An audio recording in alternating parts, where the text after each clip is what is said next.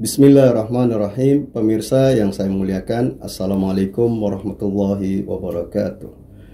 Alhamdulillahirrabbilalamin. Wassalatu wassalamu ala sayyidil mursalin Abil Qasimil Mustafa Muhammad wa ala alihi tayyibin at-tahirin wa ashabihil mayamin. Peristiwa Karbala yang mengisahkan tentang terbunuhnya Al-Husain, cucu Nabi Sallallahu Alaihi Wasallam, adalah perkara yang besar dan memiliki kekhususan. Pertama, bahwasanya tragedi Karbala telah dikabarkan oleh Rasulullah Sallallahu Alaihi Wasallam jauh sebelum terjadinya. Sebagaimana sebuah riwayat yang telah kami sampaikan di kesempatan yang lalu di dalam kitab Ithaful Khiyaratil Maharah karya Imam Al-Busiri, riwayat dari Ummu Salamah yang menyampaikan kabar dari malaikat Jibril alaihissalam kepada Rasulullah sallallahu alaihi wasallam tentang peristiwa terbunuhnya Al-Husain, sampai pada kalimat qala innama ja'ani Jibrilu alaihissalam. Rasulullah bersabda, telah datang kepadaku malaikat Jibril, wa huwa ala batni qa'idun, dan Al-Husain duduk di atas perutku. Faqala li atuhibbuhu, Jibril bertanya kepadaku, apakah engkau mencintainya? Faqultu na'am, aku jawab ya. Qala inna ummataka sataqtuluhu, sesungguhnya umatmu akan membunuhnya. Ala urika turbata allati yuqtalu biha, maukah aku tunjukkan kepadamu turbah atau tanah di mana ia terbunuh? Qala faqultu bala, aku jawab ya. Qala fadaraba biyadihi fa'atani hadhihi turbata, lalu Jibril mengambilnya dan membawakan turbah itu kepadaku. Itulah kekhususan dan keagungan Karbala, peristiwa terbunuhnya Al-Husain sepeninggal Rasulullah Sallallahu Alaihi Wasallam yang telah dikabarkan oleh Rasulullah Sallallahu Alaihi Wasallam sebelum terjadinya. Yang kedua, pada saat Karbala itu terjadi juga merupakan perkara yang besar,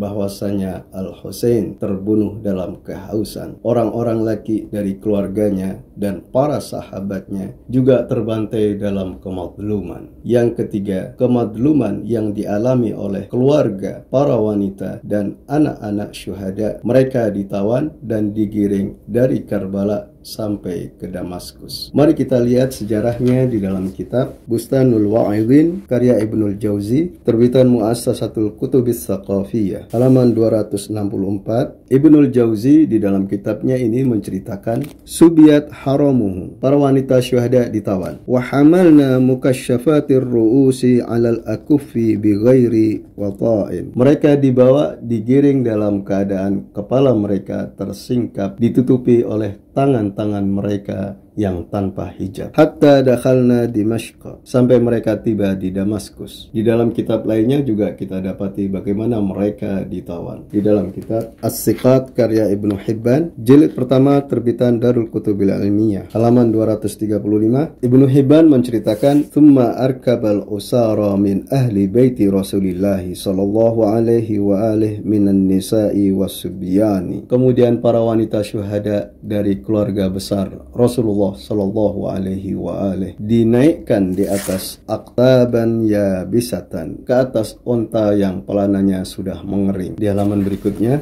mukasyafati syu'uri, rambut-rambut mereka tersingkap, artinya tanpa hijab, mereka tutupi dengan tangan-tangan mereka, sebagaimana yang telah kita simak tadi dari Ibnul Jauzi. Wa adkhalu Damashqa kadzalik, dan diantarkan sampai ke Damaskus dalam keadaan demikian. Falamma wudi'a ar-ra'su baina yaday Yazid bin Muawiyah, ketika kepala Al-Husain, cucu Nabi Sallallahu Alaihi Wasallam, diletakkan di hadapan Yazid bin Muawiyah, ja'ala yanquru sanataihi biqadibin kana fi yadihi, Yazid memukul gigi Al-Husain dengan tongkat di tangannya. Di kitab lainnya juga diceritakan bagaimana perlakuan penguasa pada saat itu terhadap kepala Al-Husain, cucu Nabi, dan para tawanan dari keluarga Rasulullah Sallallahu Alaihi Wasallam. Di dalam kitab As-Sawa'iqul Muhriqah karya Ibnu Hajar Al-Haytami, terbitan Darul Kutubil Ilmiyah Beirut, halaman 301. Ibnu Hajar Al-Haytami menukil pernyataan Ibnul Jauzi, "Walaisal ajabu illa min darbi Yazidin sanayal Husain bil qadibi." Adalah mengherankan Yazid memukul gigi Al-Husain dengan tongkatnya. Wa hamli alin Nabi sallallahu alaihi wa alihi ala aqtabil jimali, dan membawa keluarga Nabi menggiring para wanita dan anak-anak syuhada di atas pelana unta, ay muwassaqina fil hibali, yakni mereka terikat dengan tali, wan nisa'u mukasyafatir ru'usi wal wujuhi, dan para wanita syuhada kepala dan wajah mereka tersingkap. Demikian yang terjadi pasca Karbala setelah terbunuhnya Al-Husain, cucu Nabi sallallahu alaihi wa alihi. Kemadlumannya beserta keluarga dan para sahabatnya tidak cukup sampai di situ, tetapi kepala Al-Husain yang terpisah dari badannya, barisan giginya dipukul oleh Yazid dengan tongkatnya, dan para wanita serta anak-anak syuhada digiring, dibawa dengan tangan terikat dari Karbala sampai ke Damaskus. Hal ini menggambarkan kemadluman keluarga Rasulullah Shallallahu Alaihi Wasallam sepeninggal beliau dan kezaliman Bani Umayyah terhadap Ahlul Bait Nabi Shallallahu Alaihi Wasallam. Demikian yang dapat saya sampaikan, semoga bermanfaat. Wabillahi taufik wal hidayah. Wassallallahu ala Muhammad wa ali Muhammad. Wassalamualaikum warahmatullahi wabarakatuh.